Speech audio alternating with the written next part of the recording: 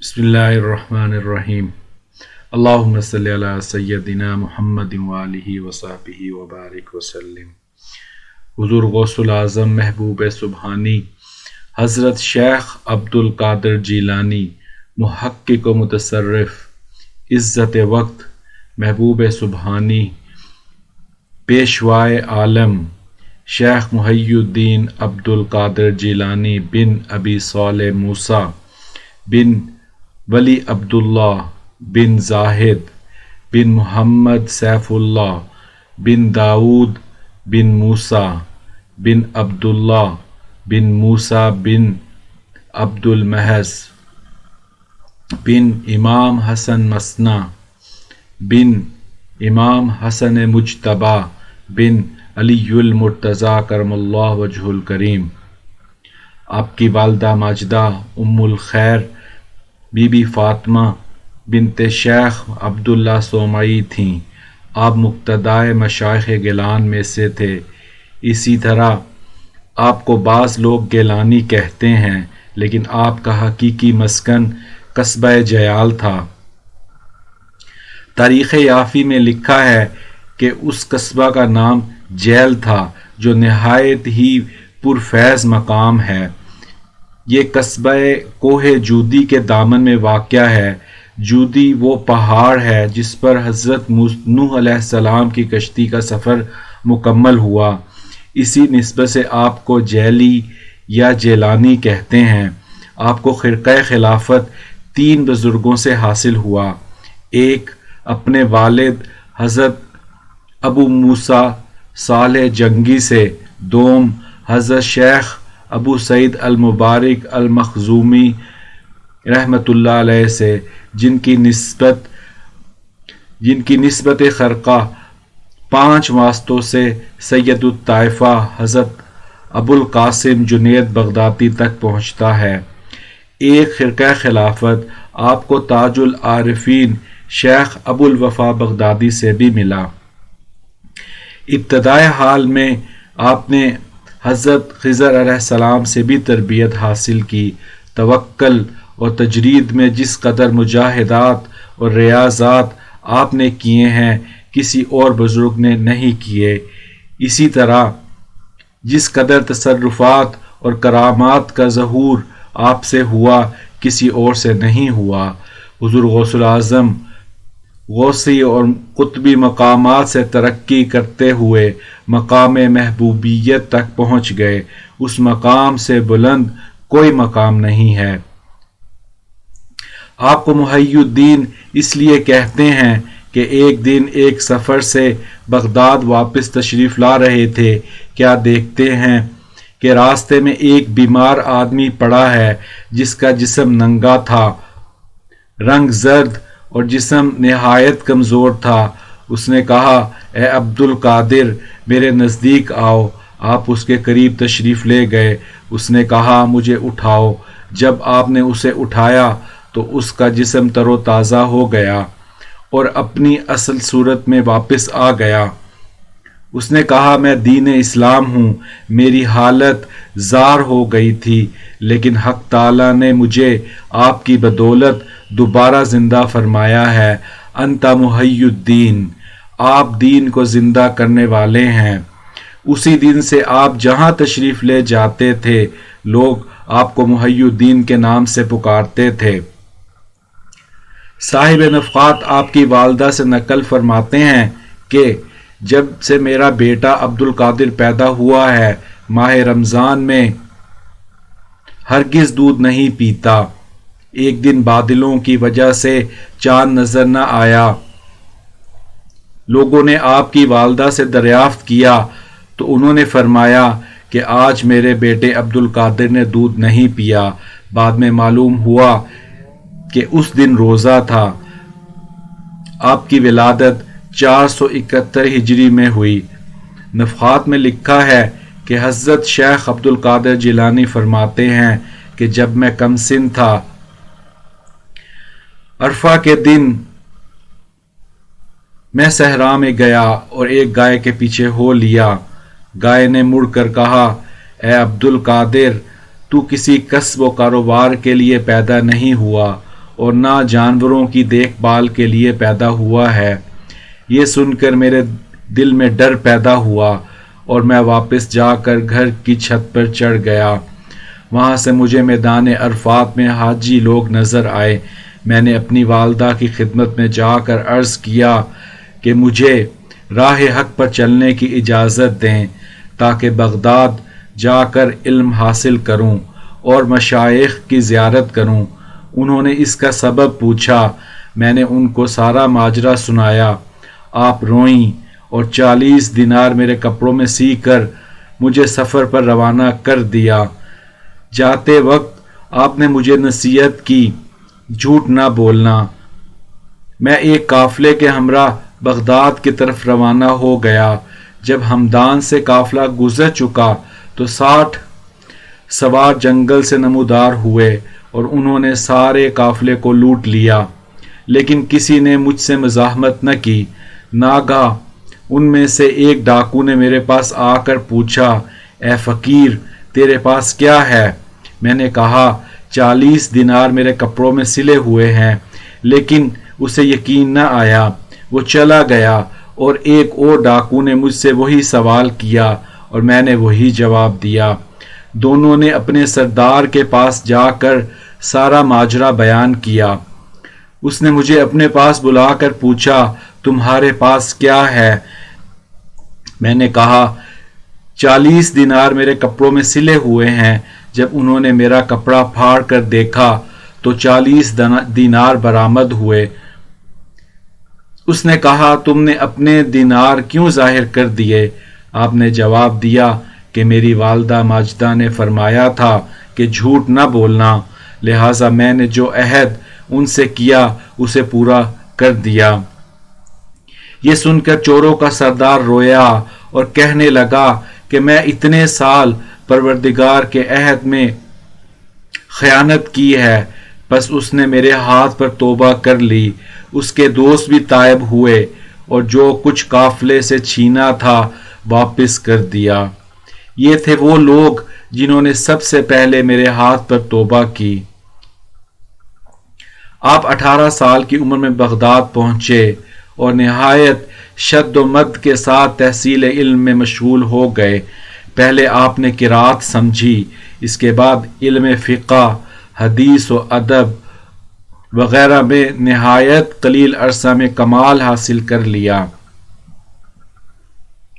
اور اپنے ہم درسوں پر فوقیت لے گئے۔ تکمیل علوم کے بعد آپ نے ریاضت و مجاہدہ میں قدم رکھا۔ چنانچہ آپ خود فرماتے ہیں، میں نے 25 سال تجرید و سیاحت میں گزارے اور 40 سال تک صبح کی نماز عشاء کے وضو کے ساتھ ادا کی۔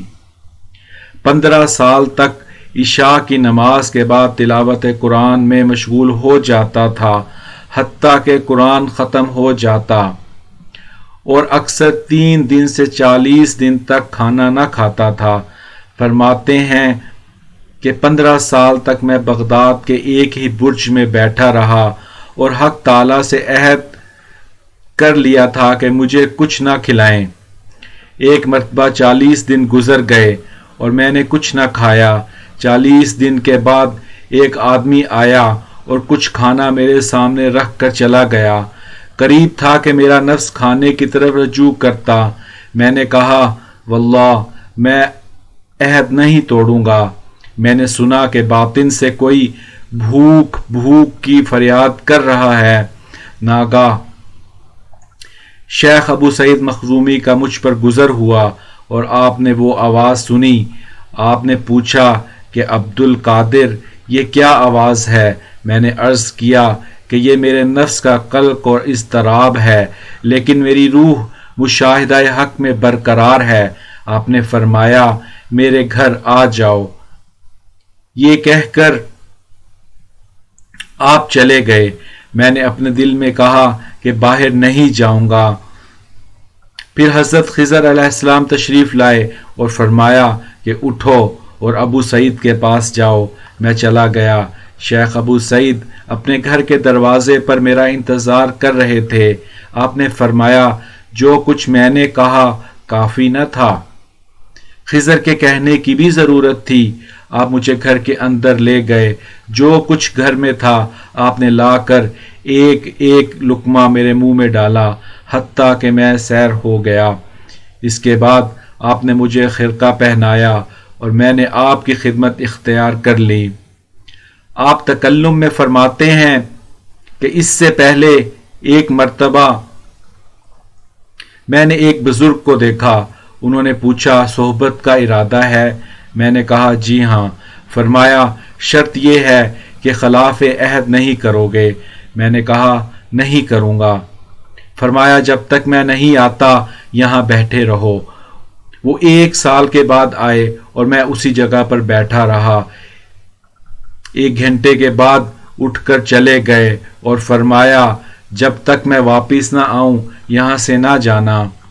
1 سال اور گزر گیا۔ تیسری مرتبہ جب وہ واپس آئے تو اپنے ساتھ دودھ اور روٹی لائے اور فرمایا کہ میں خضر ہوں اور مجھے حکم ملا ہے کہ تمہارے ساتھ کھانا کھاؤں۔ جب کھانے سے فارغ ہوئے تو فرمایا میرے ساتھ بغداد چلو۔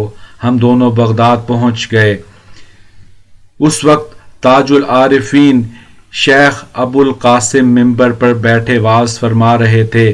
جب شیخ عبد القادر جیلانی ان کی مجلس میں پہنچے تو وہ ممبر سے نیچے اتر آئے، آپ کو گلے لگایا اور آنکھیں چوم کر لوگوں سے فرمایا اس اللہ کے ولی کی صحبت اختیار کرو، کیونکہ میں اس کے سر پر ایسا نور دیکھتا ہوں کہ جس کی روشنی مشرق اور مغرب سے تجاوز کر گئی ہے۔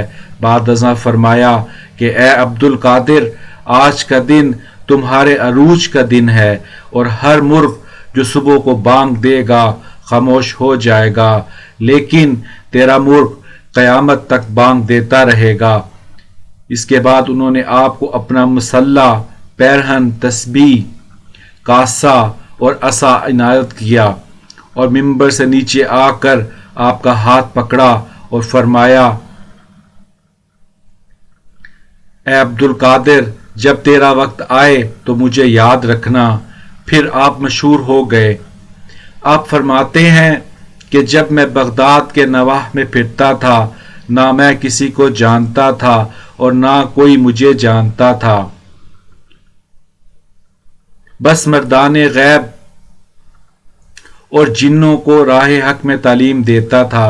آپ فرماتے ہیں کہ جس مقام پر میں گیا مجھے کچھ آرام نصیب نہ ہوا، حتیٰ کہ نفس اور صفات بشری محو و منسوخ ہو گئے اور غیب سے مجھے دوسرا وجود مل گیا۔ اخبار الاخیار میں لکھا ہے کہ ایک مرتبہ آپ کو حضرت رسالت پناہ علیہ الصلاۃ والسلام اور حضرت علی کرم اللہ وجہ الکریم کی خواب میں زیارت ہوئی۔ انہوں نے مجھے واعظ کرنے کا حکم فرمایا اور اپنا لعاب دہن میرے منہ میں ڈالا، جس سے میری فصاحت و بلاغت کے دروازے کھل گئے۔ تقریباً 70,000 بلکہ اس سے بھی زیادہ لوگ آپ کے واعظ میں حاضر ہوتے تھے اور پوری توجہ سے آپ کا کلام سنتے۔ واعظ کے دوران لوگوں پر ایسی حالت طاری ہوتی کہ دھاڑیں مار مار کر روتے تھے۔ مردان غیب، ارواح اور جنات ہوا میں کھڑے ہو جاتے، ان میں سے بعض روتے اور بعض جوش میں آ کر فریاد کرتے تھے۔ بعض اوقات آپ فرمایا کرتے تھے کہ میری یہ آرزو ہے کہ صحرا میں جا کر رہوں اور پہلے کی طرح نہ مجھے کوئی جانے اور نہ میں کسی کو جانوں، لیکن حق تعالیٰ نے خلقت کی ہدایت میرے ذمہ لگائی ہے، کیونکہ 500 یہودی اور نصارہ میرے ہاتھ پر مسلمان ہوں گے اور 1,00,000 سے زیادہ آدمیوں نے میرے ہاتھ پر توبہ کی ہے۔ ایک مرتبہ کسی نے آپ سے کہا کہ ایک دن فلاں بزرگ سطح آپ پر چل رہے تھے۔ جب میرے قریب پہنچے تو انہوں نے فرمایا کہ میں حنفی ہوں۔ شیخ عبد القادر جیلانی نے مراقبہ میں سر نیچے کر لیا اور تھوڑی دیر کے بعد سر اٹھا کر فرمایا کہ مشرق سے مغرب تک میں نے نگاہ ڈالی، لیکن سوائے اس بزرگ کے میں نے کوئی حنفی بزرگ نہیں دیکھا۔ ایک دن آپ کے بیٹے شیخ عبد الرزاق نے آپ سے دریافت کیا کہ ابا جان، آپ کو کب معلوم ہوا کہ آپ ولی اللہ ہیں؟ آپ نے فرمایا، جب میری عمر 10 سال تھی میں اپنے شہر کے ایک مدرسے میں پڑھنے جایا کرتا تھا اور فرشتے میرے ارد گرد ہوتے تھے۔ جمادی آخر کے آخری جمعہ کے دن ایک خوبصورت جوان حضرت شیخ کی خدمت میں آیا اور سلام کر کے کہا، میں ماہ رجب ہوں اور اس لیے آیا ہوں کہ جو کچھ خیر و برکت میرے اندر آپ کے لیے مقدر ہے اس سے آپ کو آگاہ کروں۔ اس مہینے میں سب خیر و برکت کا ظہور ہوتا رہا۔ جب ماہ رجب کا آخری دن آیا تو ایک بدصورت آدمی آیا اور کہنے لگا، میں ماہ شعبان ہوں، میں اس لیے آیا ہوں کہ جو کچھ میرے اندر مقدر ہے اس سے آگاہ کر دوں۔ بغداد میں وبا پھیلے گی اور حجاز میں سخت بیماری اور خراسان میں سخت مصیبت ہوگی، اور اس ماہ میں واقعی ایسا ہی ہوا۔ ماہ رمضان میں حضرت شیخ کچھ علیل تھے اور اس ماہ کی 29 تاریخ ہفتہ کے دن شیخ علی اور شیخ ابو نجیب سہروردی اور دیگر مشائخ آپ کی خدمت میں حاضر تھے کہ ایک حسین و جمیل اور باوقار آدمی آیا اور حضرت شیخ کو سلام کر کے کہنے لگا، میں ماہ رمضان ہوں، میں اس لیے آیا کہ آپ سے معافی مانگوں اس چیز سے کہ جو میرے اندر آپ کے لیے مقدر ہے، اور اب میں آپ کو الوداع کہتا ہوں کیونکہ یہ میری آپ سے آخری ملاقات ہے۔ یہ کہہ کر وہ چلا گیا اور حضور غوث اعظم نے دوسرا رمضان المبارک نہ پایا، یعنی آپ کا وصال ہو گیا۔ آپ کے فرزند شیخ عبد الوہاب فرماتے ہیں کہ ہر مہینہ پہلے انسان کی صورت میں آ کر میرے والد محترم کو اپنے حالات کے متعلق یہ بتا جاتا۔ اگر مہینے میں خیر و برکت ہوتی تو وہ خوبصورت شکل میں نظر آتا، اگر شر ہوتا تو وہ بدصورت آدمی کی شکل میں ظاہر ہوتا تھا۔ سبحان اللہ۔ حق تعالیٰ نے کس قدر تصرفات کا آپ کو مالک بنایا تھا۔ ابتدائے حال میں حضور غوث اعظم فرماتے تھے کہ مجھے عراق کی ولایت ملی، لیکن بعد میں آپ فرماتے کہ مشرق سے مغرب تک تمام روئے زمین یعنی بحر و بر، جنگل، پہاڑ سب آپ کی ولایت میں آ گئے، اور کوئی ولی اللہ ایسا نہ تھا جو آپ کے سامنے بحیثیت قطب زمان کے سر تسلیم خم نہ کرتا، کیونکہ آپ قطب کبریٰ تھے۔ ایک مرتبہ 555 ہجری میں آپ کی مجلس میں 10,000 آدمی موجود تھے۔ شیخ علی مینا کو جو اس مجلس میں شامل تھے اونگ آ گئی۔ آپ اٹھ کر شیخ علی مینا کے پاس گئے اور ادب سے کھڑے رہے۔ جب وہ نیند سے بیدار ہوئے تو آپ نے فرمایا کہ خواب میں آپ کو آن حضرت صلی اللہ علیہ وآلہ وسلم کی زیارت ہوئی ہے۔ انہوں نے جواب دیا، سبحان اللہ، جو کچھ میں نے خواب میں دیکھا آپ نے بیداری میں دیکھ لیا۔ شیخ علی مینا اور شیخ ابو سعید کیلوری سے کسی نے پوچھا کہ قطب اکبر کی کیا صفات ہیں؟ فرمایا کہ تمام کائنات اور اہل کائنات کے امور قطب اکبر کو تفویض ہوتے ہیں۔ دریافت کیا کہ وہ کون ہیں؟ فرمایا شیخ عبد القادر جیلانی۔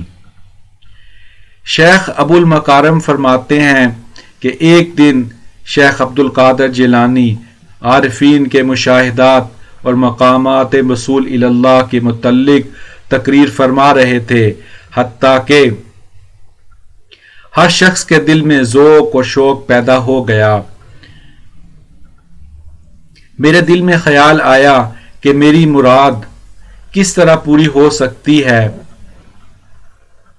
शेख ने मेरी तरफ रुख करके फरमाया, ए मकारिम, तेरे और तेरी मुराद के दरमियान 1-2 कदम से ज्यादा नहीं, 1 कदम तर्के दुनिया में और दूसरा तर्के नफ्स है, इसके बाद तुम होगे और तुम्हारा रब। हजरत शेख अब्दुल कादिर जिलानी ये भी फरमाते हैं कि जिस तरह इंसानों के मशाइख होते हैं, मलाइका और जिन्नात के भी मशाइख होते हैं, और मैं सब का शेख हूं। शेख अबू मोहम्मद बिन अब्दुल्ला बसरी कहते हैं कि खिज़र अलैहिस्सलाम ने मुझसे फरमाया कि शेख अब्दुल कादिर जिलानी अहबाब के फ़र्द और अपने ज़माने के औलिया के कुतब हैं। साहिब नफ़ात लिखते हैं कि शेख अब्दुल कादिर जिलानी के इब्तदाए सलूक के ज़माना में बगदाद में एक बुज़ुर्ग रहते थे जिन्हें लोग गौसे वक्त कहते थे। वो कभी लोगों की नज़रों से गायब हो जाते और कभी ज़ाहिर हो जाते। एक मर्तबा शेख अब्दुल कादिर जिलानी, इब्ने सका और अब्दुल्ला ये तीनों हजरात उनकी ज़ियारत के लिए रवाना हुए।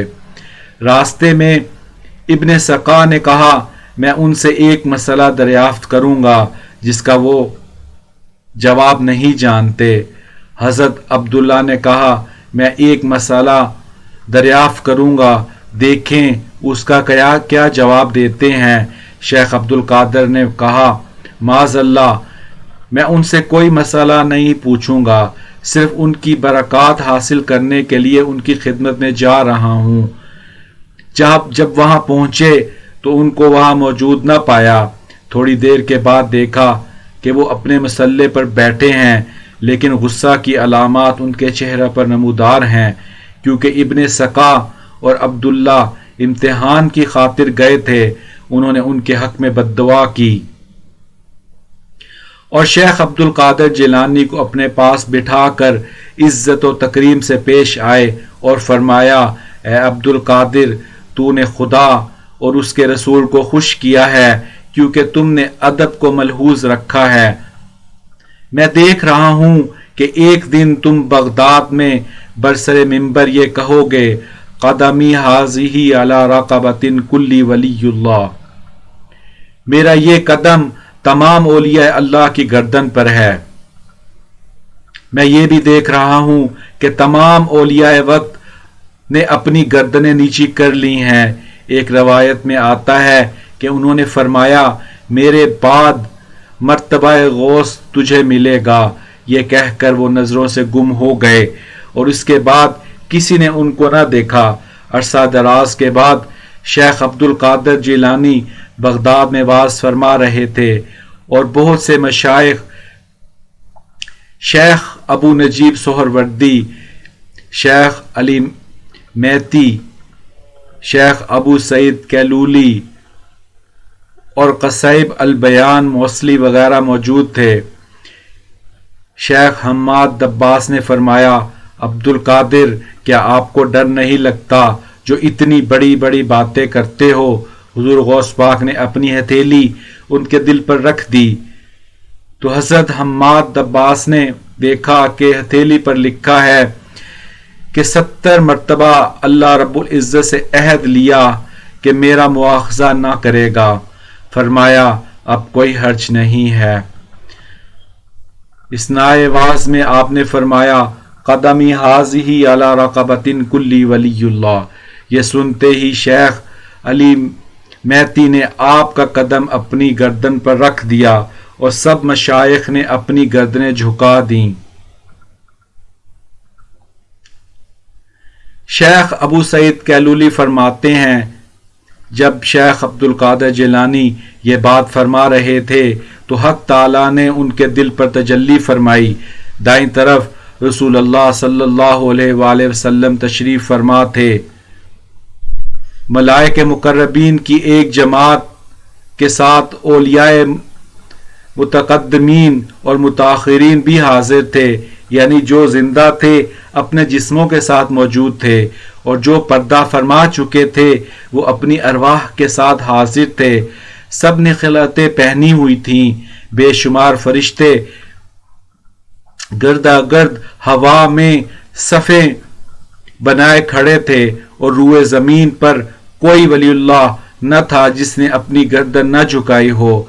अजम में जिन लोगों ने तवाज़ो न की उनका हाल खराब हो गया। उस वक्त हजरत शेख अब्दुल कादिर जिलानी पर अजीब हाल तारी था। जिस पर निगाह डालते थे उसकी काया पलट जाती थी। किसी को ये मजाल न थी कि आंख उठाकर आपकी तरफ बराह रास्त देख सके या कोई बात कर सके। कहते हैं खुराक और लिबास फाखरा में आपको बहुत तसर्रुफ था। आपके लिबास के लिए महंगा कपड़ा खरीदा जाता था। चूंकि आप मकाम महबूबियत पर थे इसलिए उन तसर्रुफात पर आपको हक़ ताला की तरफ से कोई मुआखज़ा न था। आपके कमालात और करामात अज़हर मिनश-शम्स हैं। एक मर्तबा एक बुढ़िया अपने लड़के को आपकी खिदमत में लाकर कहने लगी, मेरे बेटे का दिल आपकी तरफ मायल है। आपने कबूल कर लिया और उसे रियाजत व मुजाहिदे में डाल दिया। एक दिन उसकी माँ ने देखा कि जौ की रोटी खा रहा है और निहायत कमज़ोर और जर्द रंग हो गया है। जब वो हज़रत शेखुल आज़म हुज़ूर गौस पाक की खिदमत में गई तो देखा कि दस्तरखान लगा हुआ है और मुर्ग का गोश्त खाकर हड्डियां दस्तरखान पर जमा कर रखी हैं। उसने कहा, या शेख, आप मुर्ग का गोश्त खा रहे हैं और मेरे बेटे को जौ की रोटी दी हुई है। हुज़ूर गौसुल आज़म ने अपना हाथ उन हड्डियों पर रख कर फरमाया, कुम बि इज़्निल्लाह, उठो अल्लाह के हुक्म से। ये सुनते ही मुर्ग जिंदा हो गया। इसके बाद आपने उस बुढ़िया से फरमाया, जब तेरा बेटा ऐसा हो जाएगा तो जो चाहे खाए। हज़रत ज़याल बयान करते हैं कि मैं एक रात हुज़ूर गौस पाक के मदरसे में हाजिर था। आप बाहर तशरीफ़ लाए। मेरे दिल में ख्याल आया कि काश हुज़ूर अपने असा से कोई करामत दिखाएं।